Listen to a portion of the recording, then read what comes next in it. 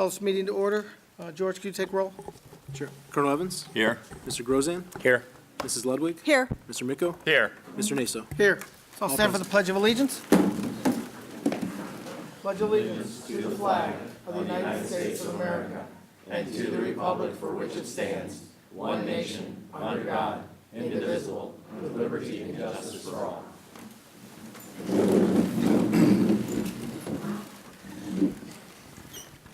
All right. That brings us to the part of the meeting when we talk about our district goals. We have 3 goals. The first one is student achievement. That's our principal goal. That's what everything we do is guided around. The second goal is financial prudence. And tonight we're going to start talking about more about our financial prudence, but everything we do is to maximize the taxpayer's dollar and to make sure that we get the best value for every dollar. And the third one is community engagement, and we use our community to be engaged in what we do, and we look to them as subject matter experts on a lot of things. They volunteer for many things, they're on a lot of committees, and we respect the work they do, and I see many of our volunteers out in the audience today, so I appreciate that they're here, and we'll move forward. With that, we'll move on to recognition. I'll turn it over to Cameron Riva. Thank you, Mr. Naso. We do have a few recognitions tonight. Unfortunately, Mr. Ebersol, our interim director, had a family commitment. He couldn't make the meeting tonight, so I am going to read his words and introduce our high school girls soccer team. The 2018 girls soccer program enjoyed a phenomenal season, culminating in a state runner-up finish. Our Lady Mustangs are one of the most respected interscholastic programs, as reflected by their consistently high rankings at both the state and national levels. Major highlights of the season included a very successful trip to Nashville, Tennessee, a Greater Cleveland Conference Championship, OHSAA, district and regional championships, as well as individual recognitions for the performance of several of our student athletes. Perhaps most importantly, the members of the team are extraordinary young women. They shine in a very positive light on our program with their collective academic excellence and participation in community service. Tonight, the Strongsville administration is pleased and proud to salute and congratulate the players and coaches from this wonderful season. At this time, I'd like to ask head coach Todd Church to come forward to introduce our players, our coaches, and to provide his perspective on the 2018 season. Coach Church.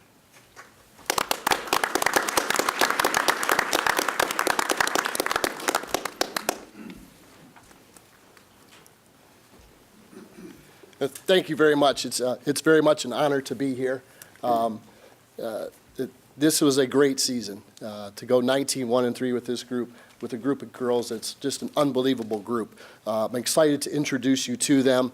They are a well-rounded group, as Mr. Riva said. But before I do that, I'd like to pass on some thank yous. So first, I'd like to thank Ray Ebersol, who's come in as an athletic director and done just a fantastic job building relationships. He's a wealth of knowledge. It was great to work with him over this short period of time. I'd like to thank Mark Smithberger. He does a great job at our high school, and I'm honored to call him my friend. And I would like to thank Mr. Riba and his team, Mr. Naso and the board for the leadership you guys provide our school district and driving the culture that we want. So thank you all very, very much. I'd like to thank my staff. I'm very, very fortunate to say that I work with my best friends. And a couple of them are here tonight. My very good friend, Coach John Felton, and my very good friend, Coach Nick Heinecker. So it's a pleasure to have them. The girls that we're going to introduce and bring up to you, they're well-rounded. Athletically, obviously, they do some great stuff on the field, but you're going to meet some kids that are involved in so many different things. Academically, they perform at a high level. They have a high social conscience as well. You're going to see groups here represented, Model UN, Rho Kappa, National Honor Society, Fellowship of Christian Athletes, and the list goes on and what these girls do.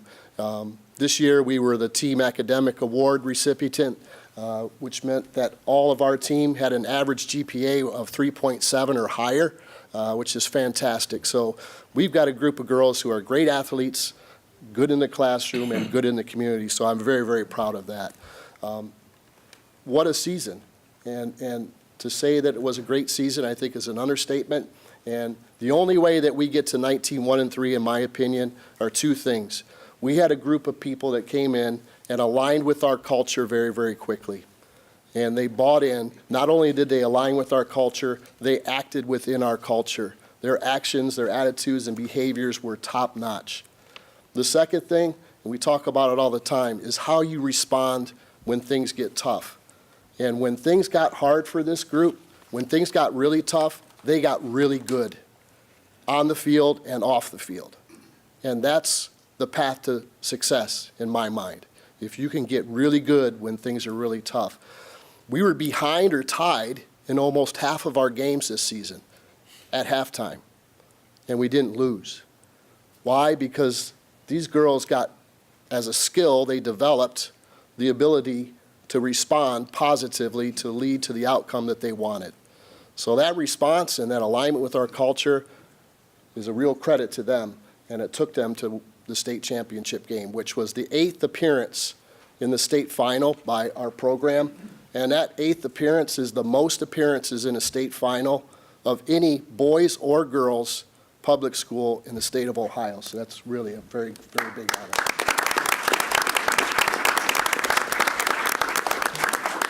So it gives me great pleasure, like I said, to introduce you. Thank you. I would like to introduce our captain, one of our captains, Kayla Y. Pasick. She's going to come forward and bring the girls up. Come on up, girls. Introduce everybody. First, I want to address all the members of the board, and I just want to say thank you so much for letting us do our trips. This year we went to Tennessee, but my 4 years I went to Rhode Island my freshman year. My sophomore year I went to California, and then went to Boston and now Tennessee. So I just want to say thank you so much. It's a great opportunity for us all to have, and it's so fun. So thank you. Thank you. Before you get started with your introductions, I just want to thank all the girls, because I know, and parents especially, that I know in the world of competitive soccer, the world that you guys play in, you've got offers all the time to go anywhere you want to play soccer. You could play soccer. It could be any of the, private schools in Ohio. It could be private schools across the country you could go to. And I just want to thank you all and your parents for being Mustangs, because it means a lot that you guys are Mustangs. And this board and this administration always has your back. So thank you for Thank being you. Mustangs. Thanks for delivering the pride to our district. I went to the game in Columbus, tears in my eyes. You guys played. I went to the last 3 games, and the way you guys fought was Thank you. something that I'll never forget. So Thank you. excellent, and thank you for being Mustangs. Thank you. Okay. So just go down the line, right? Okay. Paige Stallard. Sarah Robertson. Livy Matchka. Maddie Snyder. Madeline Blakely. Shelby Salee. Coley Sidlowski. Emily Brewer. Bree Mackey. Brianna Laurel. Alexa Martinez. Abby Whitmore. Libby Zacharias. April Gawkin. Serenity Liebchen. And Peyton Felton. Thank you. Great job. Congratulations. Congratulations. Good job. Congratulations.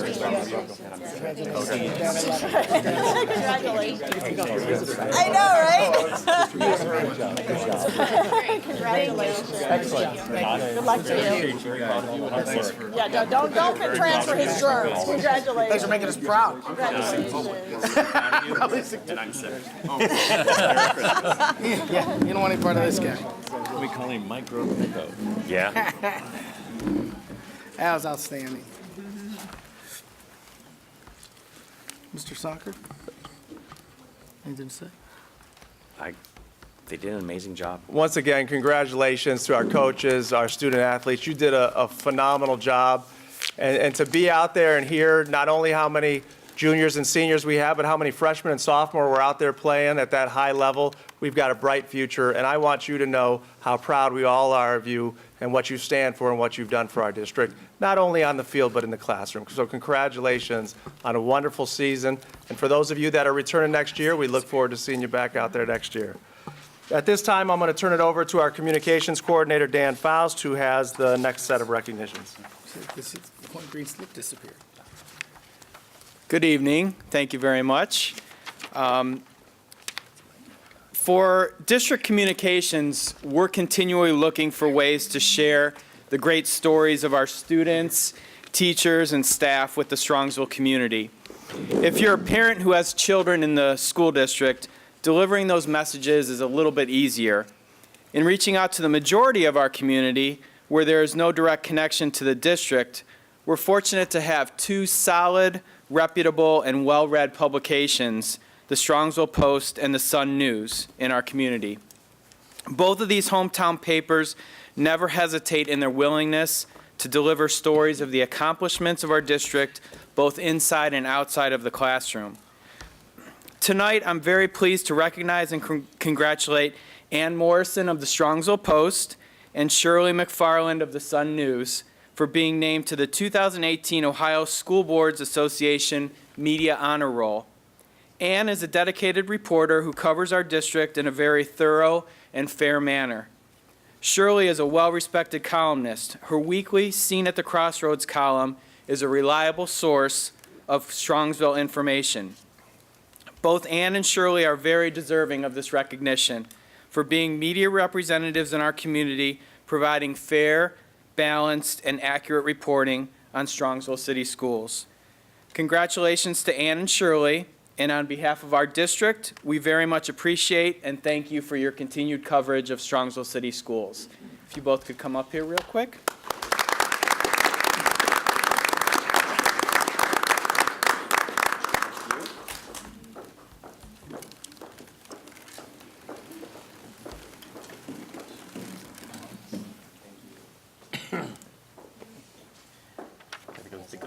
Thank you. Congratulations. Thank you for everything. Thank you so much. Thank you. I think so. Thank you very much. Shirley, thank you so much for all your work. It's always good to see you. I know.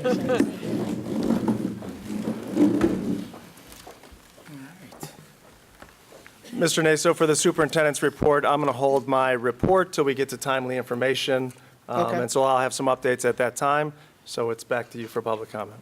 Oh, Okay. before we do that, Yes. I almost please. forgot, and I was reminded, this is the time where thank you for our families and our student athletes for being here. And you have to stay. Shirley, thank you for being here. Anybody else that would like to leave at this time to have about your evening, this would be the time to do it. Thanks again for coming.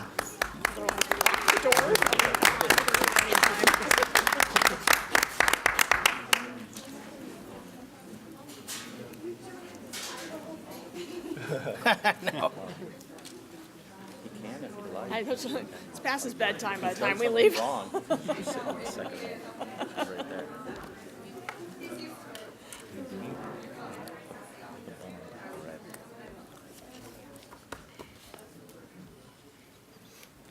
right. We'll let the muffler up. Nothing. Oh, Lord. I'm looking for it.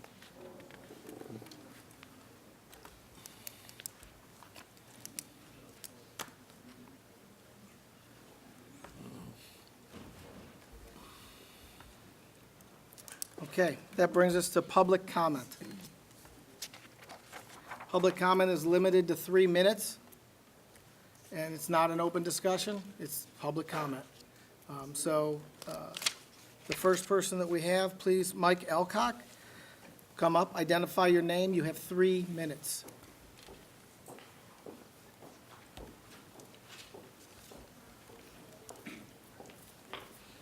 Michael L. Cox, 13984 Trenton Oval, Strongsville. I'm here. I should have been here last month, but I was out of town. But I'm really here because I read in the paper that you're going to intend to resubmit the levy. And I just wanted to respectfully request that basically you wait 1 year to better determine the amount that is truly needed for the school system. You have to look at it from a taxpayer's point of view. Enrollment has declined drastically from 7390 in 2005 to 5483 as of August.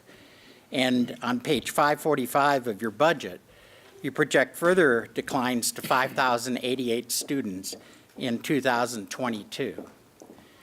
You have built up a budget surplus of almost $40 million and have had budget surpluses of $6.2 million in 2015, $6 million in 2016, $5.8 million in 2017, and $3.5 million in 2018.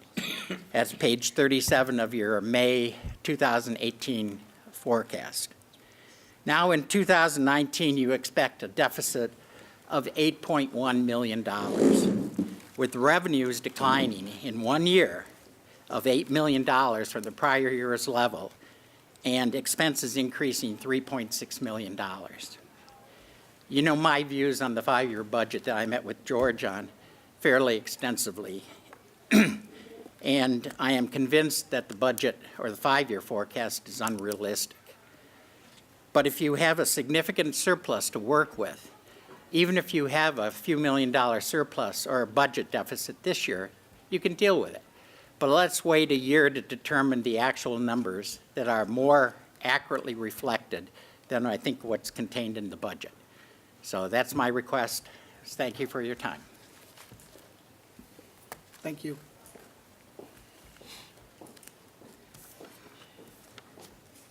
Next public comment is Rudy Briaglia? Braglia. Right, I'm Rudy Breglia. I'm a citizen advocate for seatbelts in school buses. I have no commercial interest in the issue. I know we're all on the same page. We want the safest form of transportation for our children. And we also realize that it's better to have a seatbelt on if you're in a crash. And when I talk about a seatbelt, I'm talking about the lap shoulder belts, the same ones that you have in your passenger cars. I'll cut right to the chase. The ultimate conclusion I've come to after working on this issue for a couple of years is that seatbelts save lives and reduce injuries. In 2015, NHTSA, the federal agency charged with school bus safety, changed their policy and started to recommend seatbelts for all school buses. Since 1968, seatbelts have been in all passenger cars and literally have saved hundreds of thousands of lives. And in Ohio, the school bus drivers need to or are required to have seatbelts since 1986, and there's still no seatbelts for the kids. Now, the most important thing I'm going to say tonight is my #1 issue in your handout, and that's current Ohio school bus safety features are inadequate to protect children fully. And I can say that because 5 to 6 children die and more than 7,000 are injured in school bus sudden stops and crashes. Since the 1970s, federal agencies have more or less made a compromise and accepted padded seat backs versus seat belts. And this is based on a flawed and incomplete theory of protection. The theory is based upon the seat back absorbing the impact energy of airborne children's bodies that are set in motion by sudden stops or crashes. The theory is meant to minimize but not prevent injuries. My #3 statement is padded seat backs don't protect children at all in rollovers or side crashes. The reason I'm standing here tonight is there was a crash or a rollover in Chattanooga, Tennessee in November of 2016 and killed 5 children and injured everybody else on the bus, except for the school bus driver because he had a seat belt on. And seatbelts not only have a safety issue improvement, but they also improve behavior. They allow the bus driver to do what he's paid to do, and that's to drive the bus safely and not have to worry about the chaos that's going on in back of him. The NHTSA, that same federal agency, requires seatbelts in cars, in small school buses, and in commercial motor coaches. NHTSA and NTSB, the two federal agencies involved with safety of school buses, both recommend seatbelts in school buses. Many safety medical organizations also make this recommendation, and you have a list of them in your handout. The 7 states have laws requiring seatbelts in school buses. There are many volunteer school districts that also have seatbelt requirements. Now, it's not required in Avon Lake, but Avon Lake is going to have a trial of at least one new school bus with seatbelts. One thing that's normally not talked about is Ohio school districts have unlimited compensatory damage award liability for student injuries.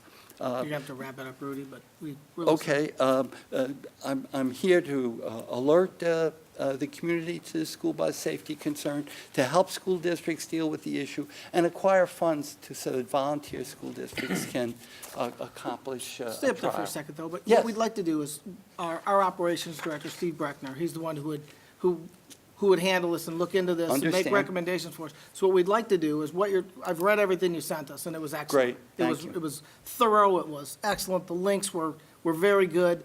It was, just interesting and chilling at the same time. So we'll definitely, we'll have Steve reach out to you, set up a time, you guys get together, and then we'll talk about, funding sources, we'll talk about costs. I know you mentioned that outfitting's about $9,000 for a new bus, but we don't buy new buses, we buy used buses, so it's a little higher to retro. And we've Understand. had that discussion, we could talk about it. But what I'd really like to do is, this really isn't the time for a really long kind of thing. You raised our awareness on it, we're keenly interested in it, we're always focused on safety, and we would love for you to, if you have the time, to sit down with Mr. Breckner and go through it, and then maybe come back and you guys can do a joint presentation to us and talk about it or something at some point where we can get you on the agenda where you're supposed to be. We would love Absolutely that. great. Thank you very much. Thank you, Rudy. Oh, and Lori. You're part of this too. So, okay, well, thank you very much. That was excellent. Okay, anytime, I'm available, anytime, anytime. And so is Mr. Breckner, because we can make him available for you. So thank you very much. We appreciate the time. With that, we move on to approval of minutes. Can I have a motion? So moved. Can I have a second? Second. Thank you, Jane. Everyone's read the minutes, November 15th and 27th. Any discussion? No? Let's vote. Colonel Evans? Yes. Mrs. Ludwig? Yes. Mr. Miko? Yes. Mr. Naso? Yes. Mr. Grozen? Yes. Motion passes. Excellent. That brings us to treasurer's report. Thank you, Mr. Naso. I have several items for your consideration tonight. The first one, item A, medical and premium insurances. These are the medical insurance premiums for calendar year 2019, which can be found in Exhibit A. Along that, item B, the dental insurance premiums that could be found on Exhibit B. Item C, vision insurance premiums, which can be found in Exhibit C. Item D, One America Life Insurance, which can be found in Exhibit D. And moving on from the insurance premiums. Item E, new fund for fiscal year 19, Student Activities Fund for the Engineering Club. F, Student Activities Program Budget, Purpose, and Goals, which can be found in Exhibit E, which is for the Engineering Fund of $26,500, which would be fundraised by the students. Revisions to student activity budgets and purpose and goals. Item G, these can be found in Exhibit F, which is the yearbook increasing their budget from $5,000 to $12,000, and the DECA program just changing their purpose and goals only. Item H, series of transfers of funds from inactive student activities accounts. These accounts have been these groups have been inactive for years, so there's a little bit of cash left in them. So transferring them to other sources and to the principal's student activity account to be used for the body as a whole. Item I, invoice approval. after the fact for a student activities fundraiser at the middle school for the vocal music. Amount of the invoice was $19,321. Item J, a correction from last board meeting on the exhibit of the transfer funds, return of advances. I had a typo on one of the account numbers. I had Fund 499-9018. It should have been Fund 499-9118. The amount was the same. And then lastly, item K, amended permanent appropriations fiscal year 19, which can be found in Exhibit G, which is the amendments for the student activity accounts. And with that, that concludes my report. Okay, George, thank you. Mr. Ryba. We do have a couple items under timely information. The first being the Cleveland Clinic Property Tax Exemption Resolution Agreement. Be resolved upon the recommendation of the superintendent that the Board of Education approves an agreement as to real property tax exemption with the Cleveland Clinic Foundation and related matters as stated in Exhibit H.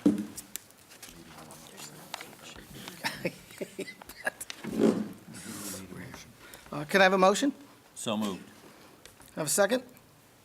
Second. And there needs to be an H after the word exhibit on the top. All right, let's add an H. I don't see Yeah, it. you're absolutely right. Yeah, because the exhibit is H in the, The last word, there should be an H there, just so, Okay.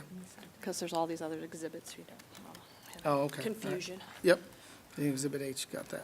All right, we got that. I just, has everyone read the document? I mean, we went in and we sat with their attorneys and we went through it and we did, we thought, although they legally had the rulings on their side for this, we put as much pressure on them as we can. And we worked with them and we were able to come to a mutual agreement that I think is beneficial to us all. And they could have played hardball, and other districts fought this all the way spent a lot of money on legal advice and lawyers, and they all lost. We were able to go in and negotiate, and I think we came to the best conclusion that we could. So with that, I guess we should have a vote. George? Colonel Evans? Yes. Mrs. Ludwig? Yes. Mr. Miko? Yes. Mr. Naso? Yes. Mr. Grozan? yes. Motion passes. The second item on the agenda is a discussion item of the district financial outlook and levy next steps. I am going to have some slides on the board. The board members have slides. I give you a paper copy in front of you. But really want to start taking a look at, as we all know, our November levy was defeated. So we've got to look at how that impacts us financially, and then what are some decisions we're going to make moving forward. So one of the things that we did last week is we put out an all call to our parents, to our community. Thank you to Ann for putting that in the post for us, to ask people to come in and to have a series of focus groups. So we met last week on Tuesday, Wednesday, and Thursday. We held 4 focus groups with parents. We held 1 focus group with community members, and we had 3 focus groups with staff to get feedback on a variety of areas. How are we doing as a school district? How are we doing with the tax dollars? Why do we feel that the levy failed? What lessons should we learn? And a variety of other questions that were there. For tonight, for the purposes of this discussion, I'd like to review with the board and the folks in attendance here and our community themes that we found through those focus groups. And we've broken them down through the 3 different areas of parents, community, and staff. So as we looked through the voluminous notes that we had, we said, really, what is a common theme in these areas? So I want to review that with the board. When we come back in January after the holidays, we're going to review those other questions. So all 9 questions that we asked will ultimately be reviewed. But the thing we did is, and what we're going to do tonight, is take a look at some of the general questions about the school district and the recent levy defeat. And the first question we asked all of the groups was, what aspects of a school system are important to the community of Strongsville? So when we look at providing the necessary funding to move our district forward, we also have to look at what value or what does our community see in the value we provide for our students and our community as a whole. So as we take a look, and it's kind of the same framework of parents, community, staff, our parents shared with us that they appreciate the close working relationship between the school and community. that they feel that one of the things we need to do, there were some suggestions that came out in these questions too, is that we need to have better communication with residents who do not have children in the school. They felt that we've made significant improvements in communicating with our parents, but with our community members that don't have students in the school, we need to do a better job.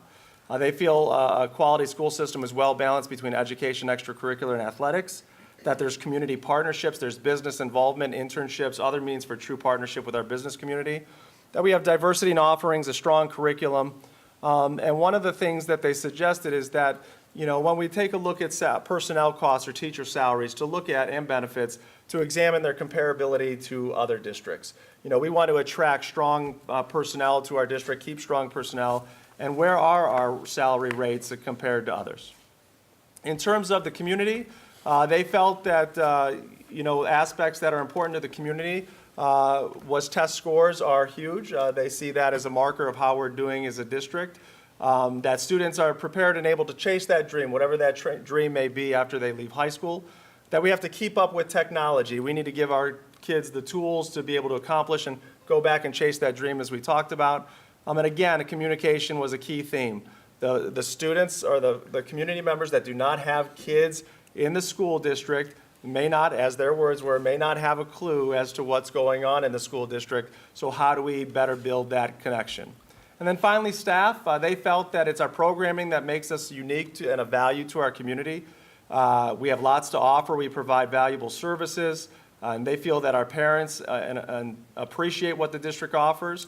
But again, that divide between what our parents appreciate and value versus how effective have we been with communicating to folks that live in our community but do not have students in the school district. I will keep going unless there's any discussion you want to have on that question. All right, question 2 was, how do you feel about the job the schools are doing with the funding that's being provided? From the parents' perspective, they thought altogether we were doing a good job. They do feel, however, there's trust issues. There's been some negative perception due to negative press. Some examples may have been the undersold property, the Drake property that was talked about, as well as, obviously, as we know, we had an employee who was arrested and sentenced to jail for stealing from the district. And there was some suggestions that we needed greater transparency in our budgets to be able to see every line item in the budget. We do have those items there, but again, use, understanding where it's at is one of the feedback points we got. From the community, it's difficult. School funding is a complex issue. There was a feedback that it's difficult in understanding and communicating the true details of school funding, and that we need to do a better job of simplifying the message. Again, how are we building value for the tax dollars that we're blessed with and be able to communicate that message in a way that the mass community will appreciate and understand? And then to the staff, they thought overall we're utilizing the funds in the best possible way. Perception isn't always accurate due to the complexities of school funding. They felt that misperceptions were prevalent and not sure that everyone in the community realizes how effectively the district is using the tax dollars that we've had. Anything on question 2? So question 3 got into the actual levy. It was the first question that we asked about the levy, and we simply asked, why do you think people voted against the levy? From parents, they shared that some feedback was the millage was too high for those on a fixed income, that the teacher strike was still prevalent in the minds of our voters, that we needed better communication about the need and what would be lost if the levy failed. As we talked about comparability of teacher pay and benefits to others, there was some feedback that the levy was continuous, which meant permanent, and that had some concerns with our community. They felt it was all one-sided communication. There was some that simply had a lack of knowledge of the levy. There were people that they heard that said simply, I went to the election, I went to the ballot, I didn't know there was a levy going to be on the ballot. And then also the reappraisal and questions about how is the reappraisal going to impact my tax bill, let alone the addition of the new school levy. The community disconnect, misunderstanding about the reappraisals. The teacher strike came up again, and again the permanent versus a permanent continuous levy was an area of why they felt the community voted against it. From our staff, feedback was if members of the community are not engaged or informed, when somebody asks you to vote for more taxes, the default answer is typically no. The tax reappraisal with the high millage high numbers of citizens in our district without kids. And as we talked about, all groups felt that there was a communication gap between the district and our community that doesn't have kids in the district. First attempt, it is true that historically our district has not passed a levy on the first attempt, and they felt that there was a perception in the community of limited support from city leaders. Anything on question 3? These are all, this feedback is invaluable. It's so, we hear it, we see it.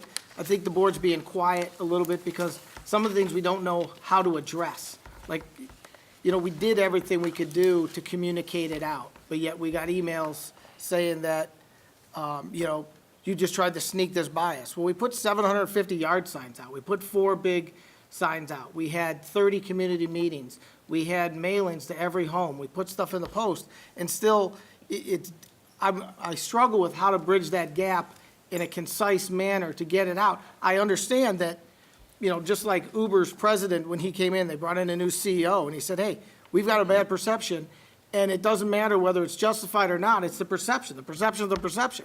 And unless you can get that out there, that's the way we have to fight to do. But I struggle, we did so much in the last to try to get that message out. You and your team were out every night. We had meetings in our homes, and it's just difficult. And I struggle with how to get that done, but we have to get it done. So we have to think of another way to get more of a grassroots kind of thing going so that anybody who has a question gets that question answered. And, and there is a lot of, miscommunication out there. You go to social media and, you see some of the postings, and I stay off of social media, not on social media. But some people were like taking screenshots, like, did you see this? I'm like, oh my gosh, it's so wrong. Some people who think they get it, don't get it. And they try, but they don't get it. And so that's why I think this board's being quiet. We just have to figure out how to do that. And certainly I don't blame people who didn't get information or didn't understand, or we didn't make our point clear for vote no. That's what they're supposed to do. So we just got to find a way, and that's why this information is so important. I think as we all just, take it in and think about it and come up with another plan, get back to the levy committee, get back to our people, talk to the influential people and the influencers in this community and see if, they'll walk with us and talk with us and spread the word. That's the thing that's really, like, I don't even know how to respond to some of this stuff because it's perception. It's what they think. And so, gosh, that's their right. That's how they vote. And so we just got to work that through and figure out a way to, I'd love to start with at one end of the town with 10 people and then just knock on doors and take people with us. And by the time we get to the other town, we got all 50,000 of us from Strongsville, all in one spot, just cheering, like something out of a movie. And yeah, then we go to the polls and we vote, and we've convinced everybody and we've done it. But I don't know how to do that with almost no funds to do it, first of all, because we just have to take what we can get donated, which is almost nothing, and then figure out how to do it. But we got to come up with a better plan. We've got to retool, come back with a different communication approach, and, just reaching out through our current channels. We're just getting to our parents, and there's a lot of people out there who aren't getting the message, and there's some people just going to vote no. They just don't want it. But other people, it's the people who didn't get the right information that we have to get to somehow. And with that, you can continue. I don't want it to look like we don't care about these questions. Everyone here is just soaking this stuff in, and we've read it all week, looking at it, trying to figure out exactly what to do with it. And we have to come up with a plan. Well, it's very frustrating. It's hard not to be frustrated when you're on the board. I can, from my perspective, I got on the board right after the teacher strike because I was upset with what happened on the board and with the teachers. But I think that's water over the dam, and it's long ago. And folks that are holding on to a grudge because of that haven't taken the time to really understand the progress that's been made.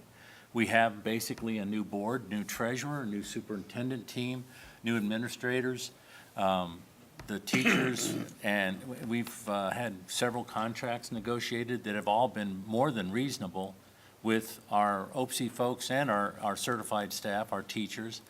But until I got on the board and understood the complexities, how much we get dictated to from Columbus on what we can and cannot do. For example, one of our speakers tonight said, oh, well, wait a year. Well, you can't wait a year because the taxes are collected in arrears. And the longer we wait, the farther into the hole we go deficit spending, which means we can't deficit spend because we don't want the state to take over our schools. we have to go out there and ask folks for the money to operate the schools properly. This district hasn't had new operating funds since 2007, and we're right next door to North Royalton, who just passed a 16 mil levy. Now, to me, 16 mils is a lot of money. What we asked for was a lot of money too, but it was necessary. And like George's forecasts have been within 2% every year of what he said we would be. So like you said, Carl, the information, we have to figure out how to get to folks, but it's almost like force feeding, because we did put the information out there.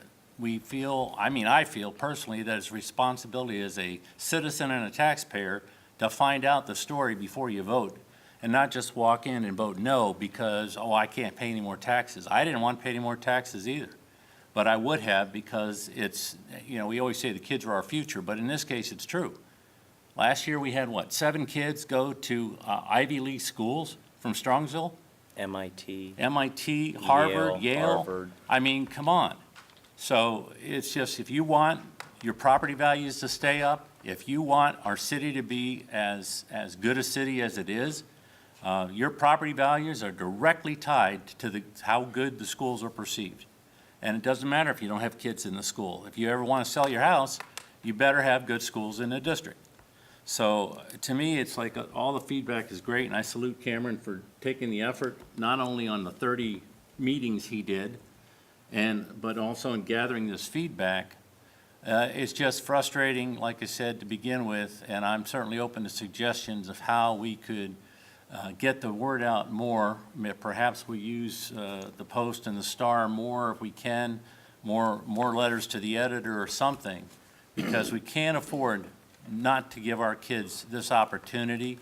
And my kids are graduated. They graduated from Strongsville High School several years ago. They're successful, but I want everybody's kids to be successful, and we all do.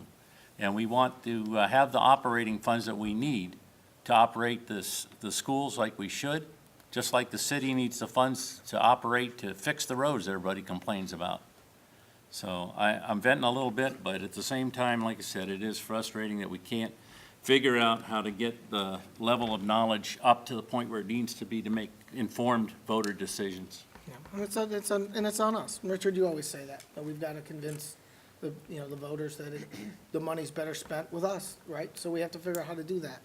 And I know you're a little under the weather tonight, so, but, we just have to get the word out better. We have to find a better way to get to people, and I haven't figured it out yet, but as a group, we're gonna sit down, and I'm not gonna figure it out.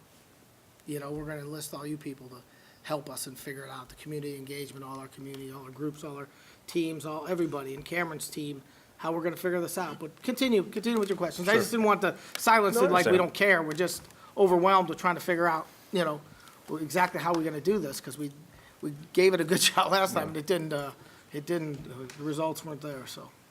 The last question we asked on the levy is exactly kind of what we're talking about. What message should we take away from the levy defeat?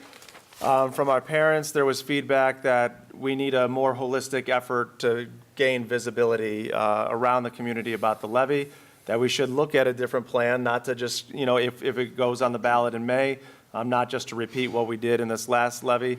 That was, we talked about, 7.9 was a big ask. Levies in Strongsville typically don't pass on the first try. And as we've talked about here, and you did, Mr. Naso, perception may not always be correct, but it's perception and it's reality to the people who are perceived it, so we have to meet them where that perception may lie. And we have to figure out more or better ways to communicate, especially with our community members that don't have a direct tie to our school district. The community group talked about how community pride is tied to the success of our schools, and we need to demonstrate the value of our school district to all of our residents. They need to hear more positive stories about the district, need to hear about the ways the district's saving money and increasing efficiencies to battle those misconceptions that are out there. I ran the one community group, and we did talk a lot about, and I thought it was perceptive. As we talked about Ann does a fair job and treats the schools fairly and shares the news accurately. But when the Post shares, the facts of what happened in the district, and, if you take a look at, the example that was brought up quite often was Bob Schwerman's theft. that's what people see and that's what sticks with them rather than, the monthly update that I do or all the other positive things the school districts Now are we doing. convicted him, and we completely collected every penny of our money back. And we took it from his home, we took it from his pension, and he's in jail right now where he belongs. And so, that's the kind of thing that, well, you let someone steal from you. Well, when there's collusion and you have an incompetent employee who was above him, who was signing things, I mean, we rooted that out. I mean, we heard rumors of this, we investigated, we called in the state auditors, they came in, they crawled through it, and they did exactly what we did. And when you do exactly what you do, and then people penalize you for it, it's frustrating. I mean, but, I just want everyone to know that on that theft, we got every penny back. And I had a different question for the staff on question 4, and so that's not a part of that group. So what we want to take a look at, are there any other questions or feedback on the 4 questions? My only comment is going to be the amount of damage that our district's going to feel when you have to remove $8.3 million.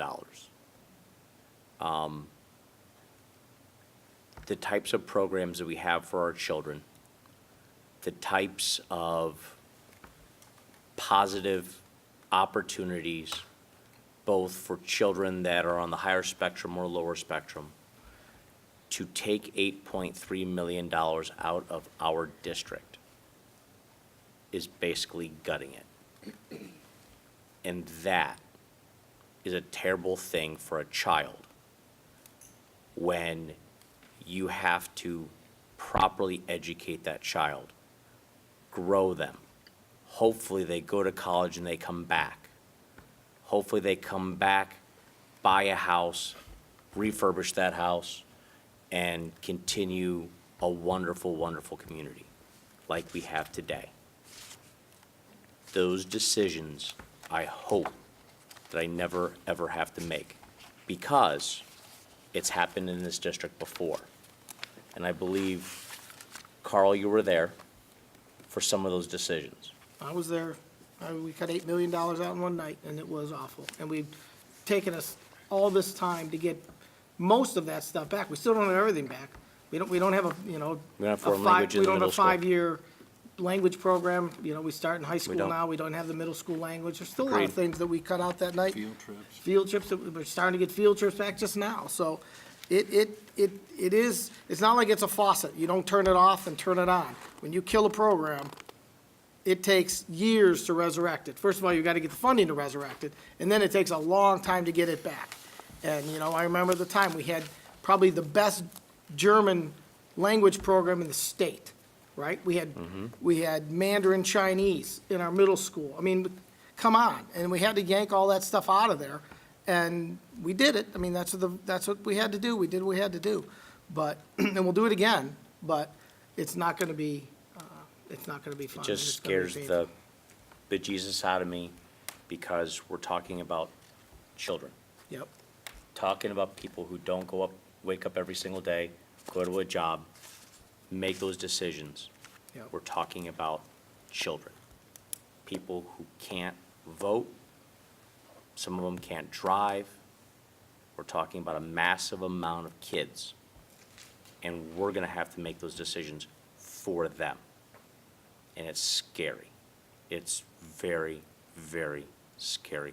And I hope I don't have to make that decision, because these children deserve the type of education that this administration puts on the table for them.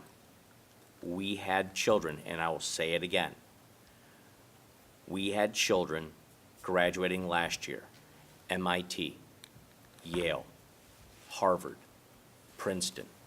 We should be proud of those children, though that's the guiding light. And if anybody disagrees with me, they can. Education's the silver bullet.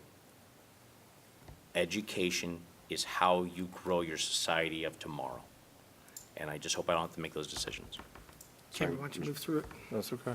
I did want to mention, too, that there are a handful of folks that attended our focus groups that are here tonight. Yeah, And continues to show their dedication to working with the district, providing things we're doing well, constructive criticisms of what we could do better, and I greatly appreciate the time they spent with us last week and their continued dedication by being here tonight. And so as we talk about decisions, this does start our first step of the decision-making process about what to do next with the levy. So what we are going to do next, and like to have a discussion with the board, is we are going to have to talk about tonight, when are we going to go back on the ballot? You know, the next two levy cycles are in May of 2019 or November of 2019. And as was alluded to earlier, if a levy passes in 19, we don't see tax dollars until 2020. If a levy doesn't pass until 2020, we don't see tax dollars until 2021. Based on our projected 5-year forecast, that deficit will continue to erode our cash balance, which will put us in a more difficult financial straits. So what I'm going to do is there's a couple slides I'm actually going to type as the board talks, and just to kind of share what we're looking for, I would like to look at May 2019 first. And what I'd like to have is an open discussion from the board about what do we see as the benefits to being on the ballot in May 2019. And after we feel that we've exhausted those benefits, I also want to have a conversation about what do we see as possible roadblocks or blind spots or concerns that we have with putting an issue on the May 2019 ballot. And then we'll repeat the same exercise for November. What are the benefits to waiting until November and not going on the May 19 ballot? And what are the roadblocks or blind spots or challenges or concerns we have with November? Because at the end of tonight's meeting, the board needs to give direction as to when we are going to go on the ballot. The reason that needs to happen tonight is if the direction is to go on the May ballot, then we have to vote twice in January to authorize a levy for the May ballot. You would have to vote at the January 10th meeting to authorize George to certify a certain millage amount with the county. And then at the January 24th meeting, the board would have to vote on a recommendation of exactly what levy is going to be put on the ballot, how much millage, how much duration, or what's the duration, and the exact ballot language. If the direction from the board tonight is to wait until November of 19, those same things have to happen, except they happen in June. So that's why we need a decision and consensus, or at least a direction from the majority of the board members on where we're going to go with May versus November. Questions or clarifications before we talk? I have a couple questions for George. So what I need is, if we go for May, what would our outstanding cash balance be at the beginning of January 2020? Okay. And then also for November, what is our cash balance? Because we'll be ripping through a lot of that money, and we have a fixed point. What is our cash balance at 2020? So where we are at now, May, November, but also when we run through that money, when will we receive that money, and then will we be okay at that point? Because as a school district, we can't be in a negative. We can't be in red ink.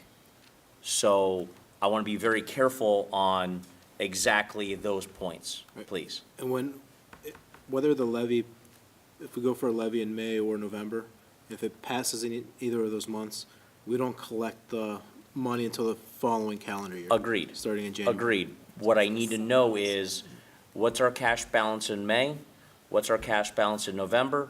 And then at the point that we start to receive those funds, what is our cash balance at that point?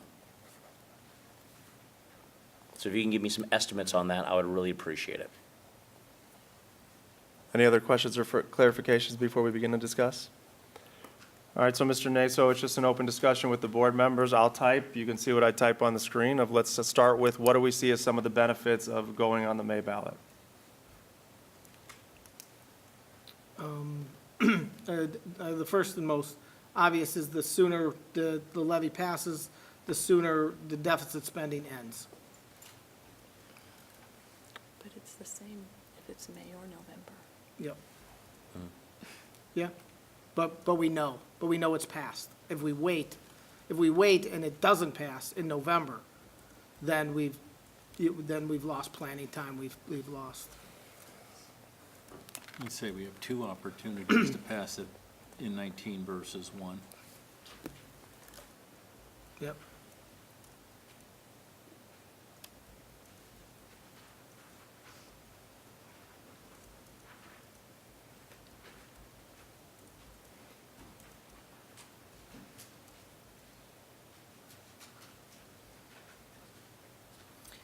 Let me ask the board a question.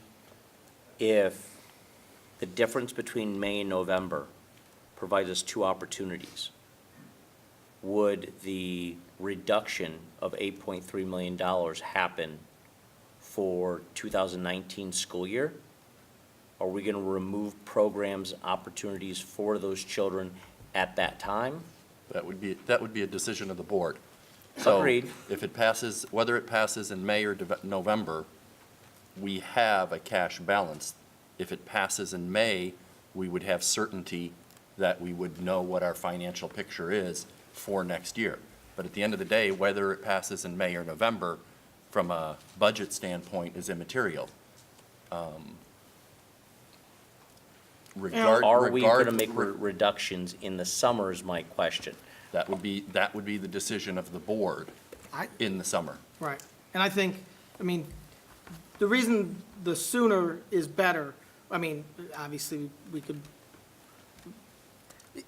is because we're gonna have to start making cuts. And if we know, if we can find a way to educate and to get this through and get it passed in May, right? Then we don't have to, we don't have to put all these cuts in place. Because we're gonna have to put, if we get down to November, right? Then you're already into, you're into the next school year, in next November, right? That's the next school year. We have to, if we don't have this doesn't pass in May, we have to make those cuts for next school year. And so we can't, so then we're gonna have to make cuts, we're either gonna have to pass on cuts. So what'll end up happening is, the cash will be the same, right? We either have it or we won't, whether it passes in May or November. We'll either have it or we won't, and it'll start coming in at the same time. The difference is, if it fails in May, if we go for May and it fails in May, then we know with more certainty that we have to make significant cuts for the next school year. And once you pull that lever, it's not like we've got all these cuts in place and then, you know, then all of a sudden it passes and you pull those cuts back. You've already sent out RIF notices. People are already looking for jobs. You're already shutting down programs. You're taking them out of the playbook, out of the program book for that. So the cash flow will be the same. The impact will be very different, because if it doesn't pass in May or we don't put up in May, there's no way we can go into next school year without making cuts. There's no way I'm going in with a deficit that big next year without making those cuts. I mean, that's just one vote of 5, but we have to make those decisions. So for me, the clarity is, if we decide to wait till November, then we have to make the cuts. We have to go preemptive strikes and make those cuts, because we can't go into next year a second year of deficit spending that big. You know, we've worked so hard to build up this cash balance.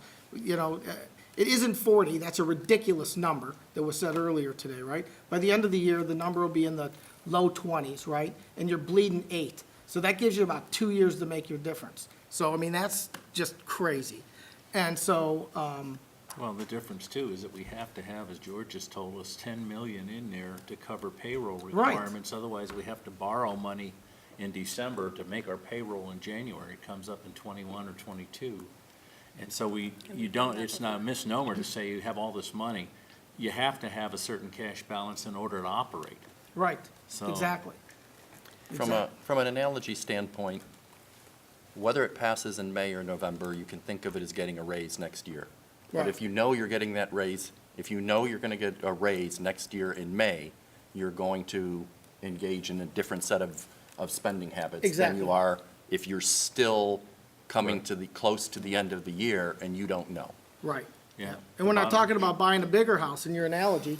You know, you're not talking about getting a raise so you buy a bigger house. You're talking about getting the same amount of money so that you can keep your house, right? So otherwise you have to fire sale your house and move into something smaller. And that's the decision, and that's the fear for me. That's why Yep.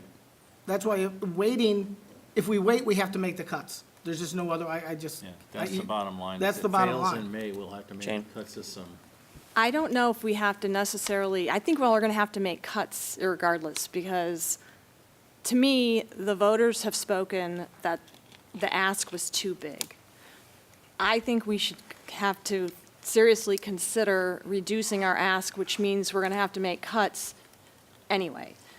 And to your point about the last time when we made $8 million worth of cuts, we have a totally different kind of spending now. We didn't have technology then. We didn't have the security we have now.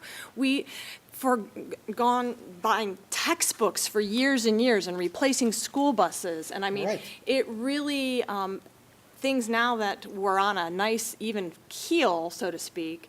And so those were things that aren't necessarily programs, but it Yeah. impacts how we run our programs. So, I mean, we really have to evaluate what it is we want to offer and how much we need to be able to offer that. Yeah. And whether it's May or November, if we can come up with a solid rationale for what we're asking and convincing why we need it, I think it'd be successful. Yeah. Yeah. The reason that the enrollment relationship doesn't work is because the school funding, our school spend is such a fixed component. You've got buildings, you've got principals, you've got heat, you've got electricity, you've got buses for a big extent that have to cover the entire city regardless of the number of students who are on those buses. You could certainly reduce some of the buses. But the problem is the fixed spend is so large, and we've taken out all of the loose, anything that was variable that we could get rid of, excess buildings, excess teachers as we reduce the staff. The rest now, what you're left with, is a big fixed number. And there are certainly step components of that. If enrollment goes down, we'll continue to take out teachers and reduce our class numbers. We'll do that. But the remaining portion, the fixed component has become such a large share of what we have, it's difficult to impact. I mean, regardless of where the enrollment number goes, and we get less funding with every kid who goes down anyway. So it's difficult. It's a tough. Mr. Naso on the board, is there anything that, just to recap, the sooner the levy passes, the sooner we can address the deficit spend. It'll give us earlier knowledge of our financial future. It allows for 2 opportunities. If it passes in May, we can alleviate the need for maybe as many cuts and greater certainty in the future of the district. Whether it passes or fails, we can plan accordingly. And as I think you alluded to, based on the fact of, the majority of our employees are union employees. There's union contracts that need to be followed. There's certain times of the year where reductions could be made. I think that's all built into that number 5. Anything else that you feel that we need to add?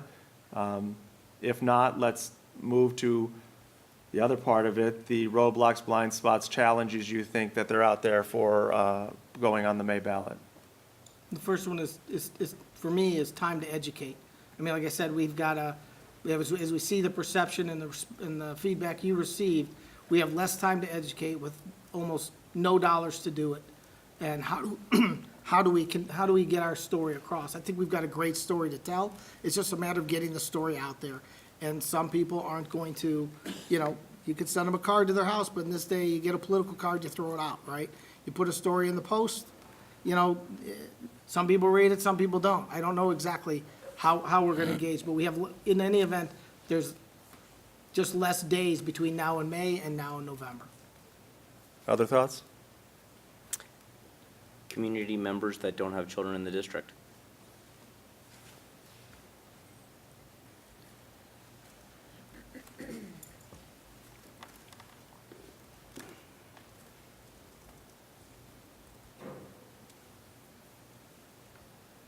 Any other roadblocks or challenges with the? The perception that it's considered too soon, as is evidenced by our focus groups.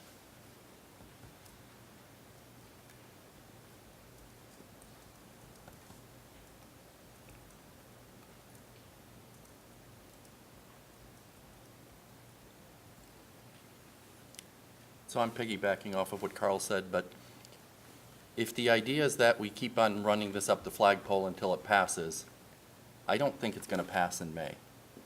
And that, to me, is a blind spot. And I don't think we have enough time And so I'm getting at the idea that everybody knows it takes multiple times to pass a levy in Strongsville. I don't know how useful that is when the last time we've done it is 10 years ago.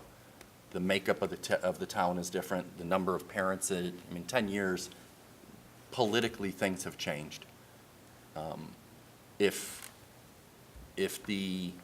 I'm just prognosticating, I don't think we have enough time to do the things we need to do to have a successful levy in May.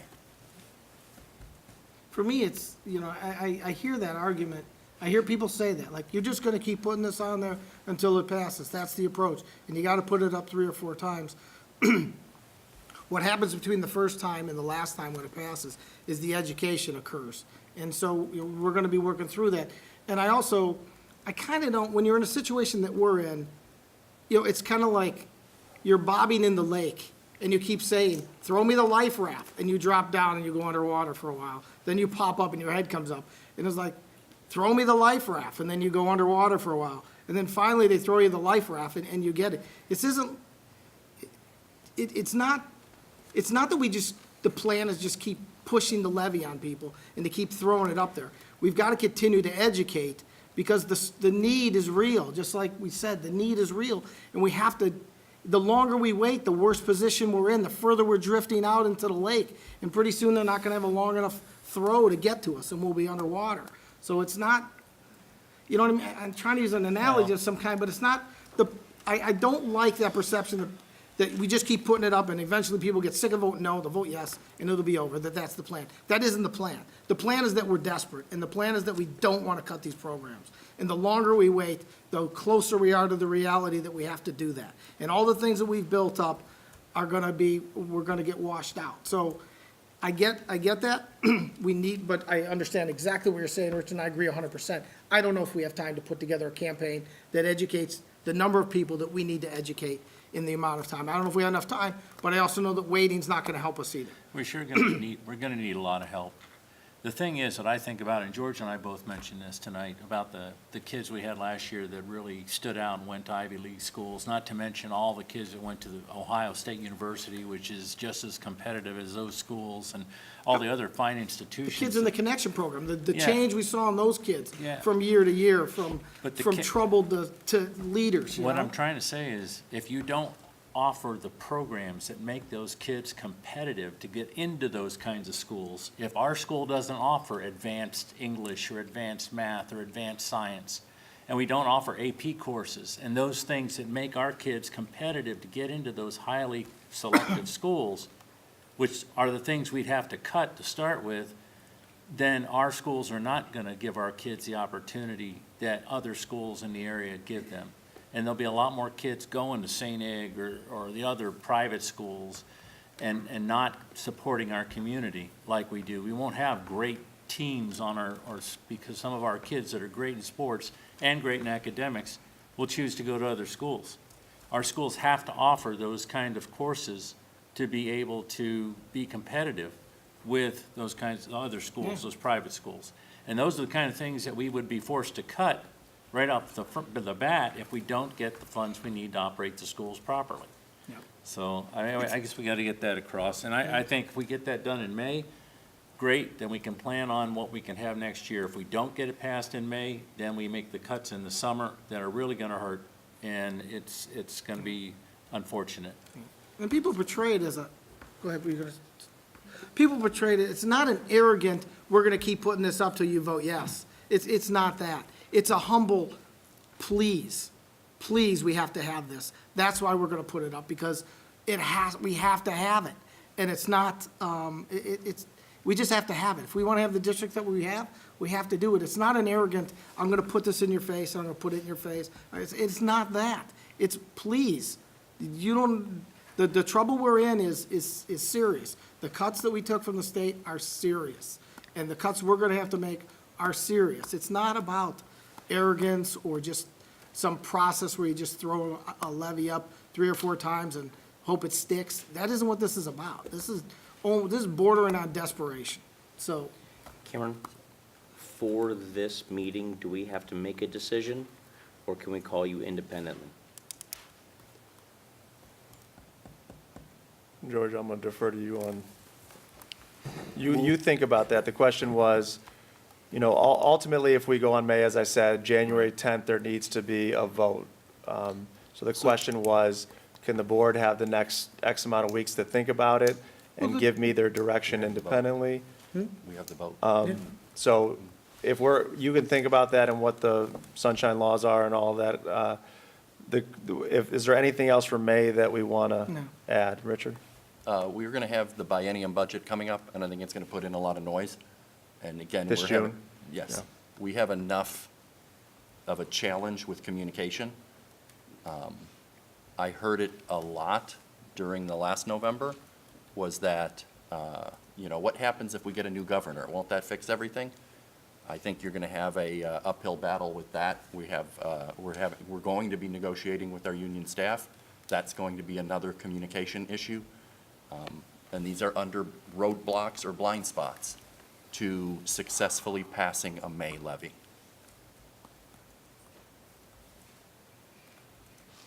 Any others that we want to add? Oh, I don't have any. Everybody okay? Yeah. All right, so same idea with November. So let's start with the benefits of waiting until November of 2019. More time. More time to educate. More time to communicate.